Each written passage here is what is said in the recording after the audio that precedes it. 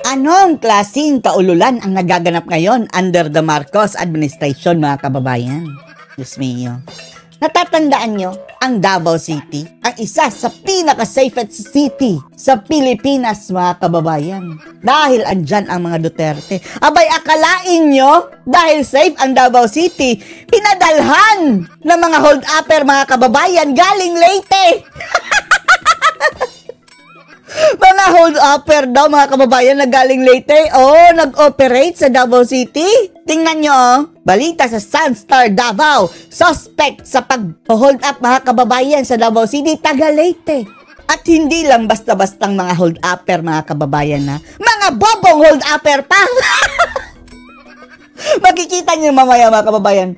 Tell aside sa kung hindi ba sila syunga, dyan talaga sila ng hold up sa Davao City. Ay yung sinasakyan nilang escape vehicle, mga kababayan, na motorsiklo, ay hindi pa umandar, Diyos mio, animal. Kaya nahuli eh. Hindi umandar. At traffic, mga kababayan, sa red light. Habang dala-dala nila ang mga Armalite. Kaya ang sabi ng mga taga Davao City, mga kababayan, kaduda-duda ito eh. Bakit pinadalhan pa tayo ng mga hold-upper na galing Leyte? Tapos, talagang ayaw umandar ang sasakyan nila? Gusto ba nilang mahuli ba talaga? In the broad daylight, mga kababayan, na yung last na may hold-upper na ganyan, mga kababayan, sa Davao City. Matagal na, hindi na naalala ng ilan. Kung kailan. Panoorin niyo po, ha? Hindi nang hold up na. Iyan, mga kababayan, ang video pong ito, mga kababayan, pinadala lang po ang link, mga kababayan, pero ewan na natin kung sinong may-ari niyan. Pahiram muna nito, ha? Ayan, mga kababayan. Ayaw umandar ng motor. Sige, takbo na lang, takbo. May dala-dala pang Armalite, mga kababayan, ha? Ayan, tumakbo na. Pulis, no? Namatay na naman ang motor, mga kababayan. Namatay ang makina. Inandar ba? Itulak mo! Itulak mo! Itulak! Ay, dala-dala mo yun, mga kababayan, ayan sila, mga kababayan, yung tatlo. Taga Leyte, imported, mga kababayan, may dala-dalang Armalite. Ayan, namatay ang motor, mga kababayan, sa mga syungang hold-upper. Kung hindi ba, mga ubog. Ay, rescue niya, mga hold-upper. Na-stoplight pa, mga kababayan, Buti hindi sila ng hold up, no? Syunga. Ayan, mga kababayan, yan ang napala. Nahuli ang isa, pero yung dalawa, mga kababayan, nakatakas pa. Sa mga nagtataka, mga kababayan, akala ba namin safe ang Davao? Ang ungas, itanong nyo sa Bangag Administration. Talaga naman safe ang Davao City eh. Pero anong ginawa nila, mga kababayan? Pinalitan ang lahat ng mga station commander. Pinalitan ang Chief of Police ng Davao City. Pati ang Regional Director, mga kababayan. Pinalitan yung mga taga Davao City. Tinanggal at pinalitan ang mga taga Maynila. Tapos ngayon nagtataka kayo kung nalusutan sila ng mga hold-upper. Pero isa lang naman yan eh. Kung nalusutan man sila, isising nyo kay Bangag dahil pinalitan nila ang mga leaders ng mga pulis dyan. Pero at least, nahuli pa rin, mga kababayan, yung isa. Taga Leyte. Buti nga.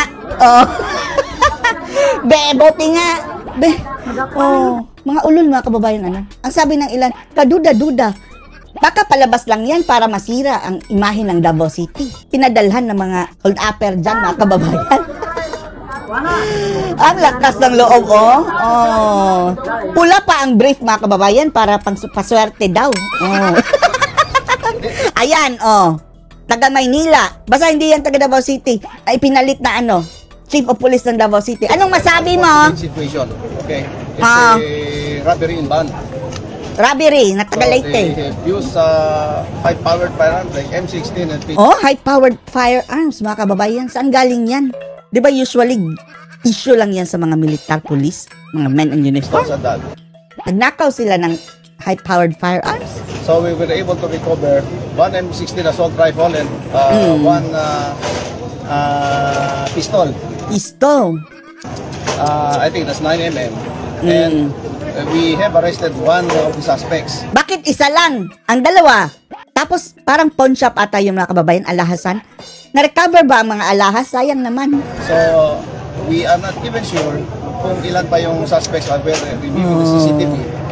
Tapos, eto ang pumalit mga kababayan sa maganda ang performance mga kababayan na Chief of Police, mga Regional Director, mga opisyalis, mga kababayan, matataas na opisyalis ng PNP sa Davao City. Maganda ang performance, pinalitan mga kababayan nung panahon na nilusob na si Kibuloy. Hanggang ngayon mga kababayan, hindi pa binalik. Oh. Ngayon mga kababayan, akala tuloy na mga ungas na mga bobong mga hold-upper na, iba na ang mga pulis ng Davao City. Oh. Punta na tayo doon, galing late daw mga kababayan. But I think it should be more Kababayan, itang balos-los. than 4 or 5. So, ngayon, we're backtracking the identities of the suspect and the suspects themselves. Dapat mahuli mo yun sila. Puno ng kamera yung Davao City mga kababayan. Oh. Kung hindi mo yan mahuli, Mr. Chief of Police, umalis ka na. Pabalikin mo na yung dati. Pero, desisyon yan ni Bangag mga kababayan. Alam na namin yung mga pamilya nila. Secured na namin yung mga families of the suspects. At we will keep Yung suspect ang gusto namin. Ano yan? Palit ulo? we can give you significant progress report regarding this the robbery incident. Sir, ano Anong sabi? Sunstar Davao. Taga Leyte ang suspect. yung profile ng suspect sir yung nahuli, sir? May mga Profile. previous na Record din? ba? Record siya? It's still ongoing yung Ayaw, sumagat. investigation sa identity niya. We know the identity already. May mga verifications na rin kami dun sa firearms nila. So please give us more time. Ngayon lang ito mga kababayan ever since. Matagal na panahon na ang mayroong hold-upan sa Davao City. Yung last time nga mga kababayan, hindi ngayon hold-up, di ba? May kidnapping yun, something ganyan. Taga Maynila din, na nag-withdraw lang sa Davao City ang mga salarin mga kababayan at ubos lahat. Na bang bang bang lahat ng mga pulis Davao, kodos. O ngayon mga kababayan, natakasan ng dalawa. Ako dun sa Benny mamaya para tumulong Chief sa of Police na hindi taga Davao ha. Yung ipinalit sa mga batikang pulis Davao City. No, hindi ko pa magbigay yung specific answer to that. Ang sure ay dito sila sa Davao nag-perpetrate ng krimen. Bakit? Yan ang katanungan. Sinisiraan lang ba ang Davao City? Siguro mga kababayan, malalagay na naman ito ang Davao City sa among the safest city in the world dahil walang krimen. Padalhan natin ng mga kriminal. Para nang sa gayon ay mayroon silang record na, naisa na nag-robbery. Ay, Diyos mio, huli sila. animal. Not all of them, but it's a good accomplishment kasi Good accomplishment, nakatakas ang dalawa. reaction ng task force Lahat dapat. Sino mastermind?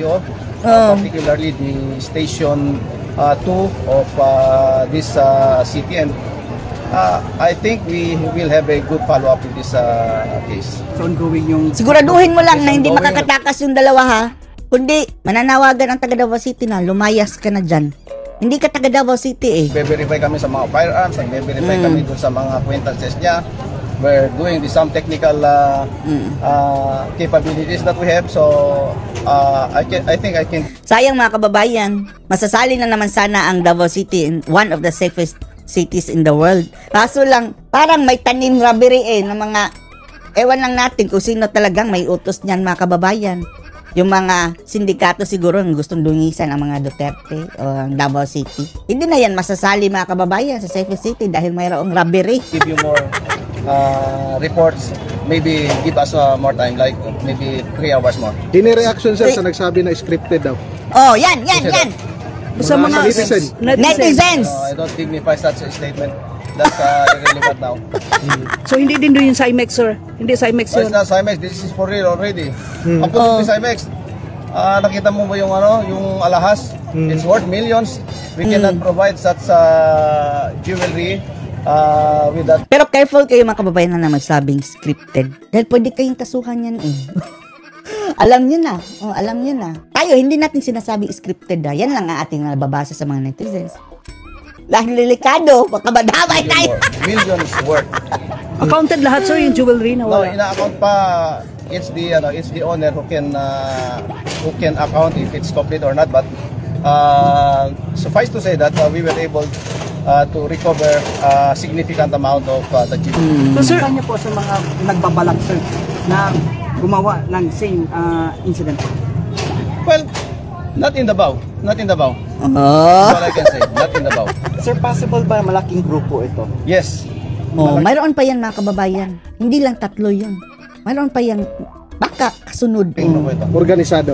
Organisado Sa sila. lahat talaga sa Davao City, mga kababayan, Ismia. Manda kayo kay Digong, malapit na si Digong, mga kababayan. And there must be tips there. Very accurate yung ano nila, very accurate yung mga actions nila. At kung uupo na si Digong, mga kababayan, sana palitan na ito, oh. Ibalik na yung mga dating pulis, mga kababayan. Taga Maynila ito eh.